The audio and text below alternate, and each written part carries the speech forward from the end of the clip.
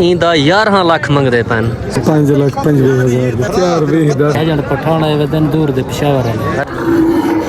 अस्सलाम वालेकुम सही मैं द्वारा अपना दोस्त समी कोसा ते तुसा सारा फेसबुक पेज रहते पे समी कोसा संगत आज आए वदे हैं भारती वाली साइड ते मंडी इतना सारे जेड़े वड्डे व्यापारी हैं ना रहते पे सारा वड्डा व्यापारी है इडो अशरफ उस्ताद है सवेर दे 7 बजे दे फिरदे वदे हैं ਜਾਂ जानवर एक कह नहीं गिता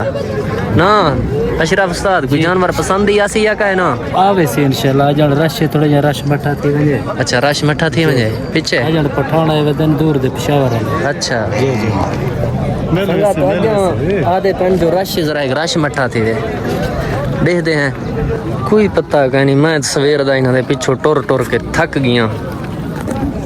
टुरदे वदे हैं इन्हां दे पिछो जो देखो ये क्या करन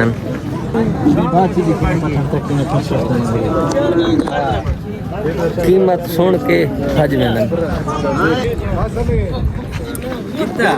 हाथ कायदा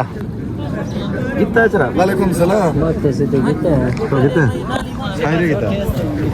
माल गिरे गए उस्ताद जी इतना कीमत सुन के भज में भजना पौंदे किथे मैं इन्हां दे पिछो टुर टुर के हुन थक पिया बस फायदा करे किथे छा ही कहने जो सही हाँ ही का नहीं यकीन का तो पहली बार जिंदगी मंडी पे आया टुर टुर के थक पहले जा के जे ठजा देखना तुसा कोई जानवर किते कहे ना बाबा अजा पसंद करने पे रुक दे दे कीमत सुन के जी जी यक्के ऐसे मामा यक्के यहाँ है